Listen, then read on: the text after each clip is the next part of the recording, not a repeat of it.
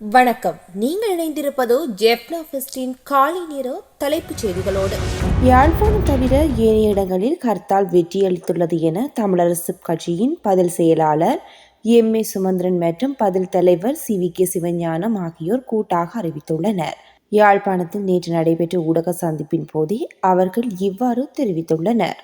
எங்களுடைய இந்த அழைப்பை முழுமையாக ஏற்று இதற்கு ஆதரவு நல்கிய அனைவருக்கும் நாங்கள் முதல்ல நன்றி செலுத்த வேண்டும். கடைகளை பூட்டி ஹர்த்தாலை அடையாளமாகத்தான் செய்யுமாறு நாங்கள் கேட்டிருந்தோம். அந்த அடையாளத்தை திட்ட தெளிவாக பல்வேறு மாவட்டங்களிலேயும் வடக்கு கிழக்கிலே வெளிப்படுத்தியிருக்கிறார்கள். முதலிலே இந்த நாங்கள் இலங்கை தமிழரசு கட்சி வடக்கு கிழக்கில் இருக்கிற சகல தேர்தல் மாவட்டங்களிலும் இருந்து மக்களால் பிரதிநிதிகள் தெரிவு செய்யப்பட்ட ஒரு கட்சி.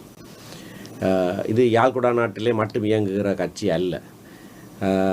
ஆகவே நாங்கள் எங்களுடைய மாவட்ட தலைவர்களோடும் கலந்து ஆலோசித்து கட்சியாக எடுத்த முடிவு இது. புலிகள் காலத்தில் மக்கள் பாதை என்ற தொனிப்பொருளில் இராணுவ முகாம்கள் அகற்ற முன்னெடுக்கப்பட்ட செயற்பாடு மீள ஆரம்பிக்கப்பட்டுள்ளதாக தோன்றுகின்றது என பிவித்துருஹெல உரிமையவின் கட்சியின் தலைவர் உதயன் ஹம்மன்பில தெரிவித்துள்ளார். பிவித்துருஹெல உரிமைய கட்சி தலைமையகத்தில் நடைபெற்ற செய்தியாளர் மாநாட்டில் கலந்து கொண்டு கருத்து தெரிவிக்கும் போதே அவர் இவ்வாறு குறிப்பிட்டுள்ளார். யாழ்ப்பாணத்தில் சகலனுடன் கடலுக்கு சென்ற நபர் ஒருவர் திடீரென நெஞ்சுவலி ஏற்பட்டு வைத்தியசாலைக்கு கொண்டு சென்ற நிலையில் உயிரிழந்துள்ளார். விநாயகர் வீதி மயிலடி பகுதியை சேர்ந்த 64 வயதுடைய அரியக்குட்டி ஹரிஹரன் என்பவரே இவ்வாறு உயிரிழந்துள்ளார். பயணிகள் நெரிசலை கட்டுப்படுத்தும் நோக்கில் பண்டாரநாயக்க சர்வதேச விமான நிலையத்தில் புதிய நடைமுறை அமல்படுத்தப்பட்டுள்ளது. அதன்படி ஒவ்வொரு வியாழன், வெள்ளி மற்றும் சனி இரவுகளில் இரவு 10 மணி முதல் நள்ளிரவு 12 மணி வரை புறப்பாட்டுக்கு மண்டபத்திற்குள் வருகையாளர்களுக்கான நுழைவுச்சீட்டுகள் வழங்கப்பட மாட்டாது என விமான நிலைய நிர்வாகம் அறிவித்துள்ளது. நாளாவி ரீதியில் அஸ்வெசும 2ஆம் கட்டத்திற்கு தகுதியானவர்களை பதிவு செய்யும் நடவடிக்கைகள் முன்னெடுக்கப்பட்டு வருகின்றது. இதுவரை அஸ்வெசும நலன்புரி கொடுப்பனவு கிடைக்கப்பெறாத தகுதியான குடும்பங்களை இனங்காணும் செயற்பாட்டுக்கு அமைவாக இடம்பெற்று வருகின்றது.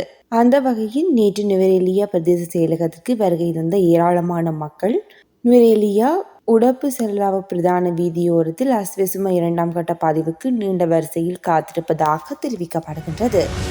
புதிய போலீஸ் மா அதிபராக பிரியந்த வீரசூரியவால் அறிமுகப்படுத்தப்பட்டிருந்த வாட்ஸ்அப் இலக்கத்திற்கு நேற்று வரை பொதுமக்களிடம் இருந்து சுமார் 3000 முறைப்பாடுகள் அனுப்பப்பட்டுள்ளன. புதிய போலீஸ் மா அதிபராக பிரியந்த வீரசூரிய நியமிக்கப்பட்ட பின்னர் போலீசாரின் தவறான நடத்தைகள், குற்றங்கள் தொடர்பில் முறைப்பாடுகள் செய்வதற்காக 07185988888 என்ற வாட்ஸ்அப் இலக்கத்தை அறிமுகப்படுத்தியிருந்தமை குறிப்பிடத்தக்கது. கார் ஒன்று மற்றொரு காருடன் நேருக்கு நேர் மோதி விபத்துக்குள்ளானதில் ஒருவர் காயமடைந்துள்ளார். இந்த விபத்து சம்பவம் முல்லைத்தீவு புதுக்குடியிருப்பு பரந்தன் வீதியில் உடையார்கட்டு பகுதியில் நேற்று இடம்பெற்றுள்ளது. புதுக்குடியிருப்பு பகுதியில் இருந்து பயணித்த கார் ஒன்று உடையார்கட்டு பகுதி வீதியில் திரும்ப முற்பட்ட போது மற்றொரு காருடன் மோதி விபத்து இடம்பெற்றுள்ளது. போக்குவரத்து சமிஞ்சை கம்பத்தில் நபரொருவர் ஏறியிருந்த சம்பவம் பரபரப்பை ஏற்படுத்தியுள்ளது. கொழும்பு ஜனாதிபதி செயலகத்திற்கு எதிரே உள்ள போக்குவரத்து சமிஞ்சை கம்பத்தின் மேல் நபரொருவர் ஏறி விசித்திரமான ஆர்ப்பாட்டத்தில் ஈடுபட்டதாக தெரிவிக்கப்படுகின்றது. ஜனாதிபதி செயலகத்திற்கு முன்னால் இந்த சம்பவம் இடம்பெற்றுள்ளதால் ஜனாதிபதியை சந்திப்பதற்கான ஓர் ஆர்ப்பாட்டமாக இருக்கலாம் என்று பேசப்பட்டு வருகின்றது. யாழ்ப்பாணம் வடமராட்சி கிழக்கு தாளியடி பகுதியில் நண்பர்களுடன் கடலில் நீராடிய இளைஞர் ஒருவர் உயிரிழந்துள்ளார். யாழ்ப்பாணம் வடமராட்சி கிழக்கு தாளியடி பகுதியில் நண்பர்களுடன் நீராடி கொண்டிருந்த இளைஞன் கடலில் பல்டி அடித்த போது தலையில் காயம் ஏற்பட்டு உயிரிழந்துள்ளார். சக நண்பரின் பிறந்தநாள் கொண்டாட்டத்திற்காக 9 நண்பர்கள் இணைந்து உளவு இயந்திரத்தில் பழை கரந்தை பகுதியில் இருந்து நேற்று மதியம் தாளையடி கடற்கரைக்கு வருகை இருந்துள்ளனர் என தெரிவிக்கப்படுகின்றது.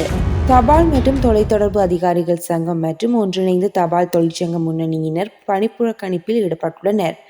குறித்த ஊழியர்கள் தமது சேவையில் இருந்து விலகி பணிப்புறக்கணிப்பை முன்னெடுக்க உள்ளதாக ஏற்கனவே அறிவித்திருந்தனர். தபால் ஊழியர்களின் மேலதிக கொடுப்பனவு, நிர்வாக அலுவலகம் மற்றும் கணக்காய்வு அலுவலகங்களில் ஊழியர்களின் பணியை ஆரம்பிக்கும் நேரம் மற்றும் வெளியேறும் நேரம் என்பவற்றை கைவிரல் அடையாள இயந்திரங்களில் பதிய வேண்டும் என்ற அறிவுறுத்தல்களுக்கு எதிர்ப்பு தெரிவித்தல் உள்ளிட்ட 19 கோரிக்கைகளை முன்வைத்து தபால் ஊழியர்கள் இவ்வாறு பணிப்புறக்கணிப்பை முன்னெடுத்துள்ளனர். கடுவலை பகுதியில் 8 துப்பாக்கிகள் மீட்கப்பட்டுள்ளதாக போலீசார் தெரிவித்துள்ளனர். கடுவலை கொராத்தொட்ட ஏதுரந்தஹென பகுதியில் 3 T56 துப்பாக்கிகள், 5 பிரவுனிங் பிஸ்டல்கள் மற்றும் ஒரு மெகசின் ஆகியவன போலீசாரால் மீட்கப்பட்டுள்ளன. குறித்த பகுதியில் உள்ள மரம் ஒன்றுக்கு அடியில் இவை மீட்கப்பட்டுள்ளதாக தெரிவிக்கப்பட்டுள்ளது.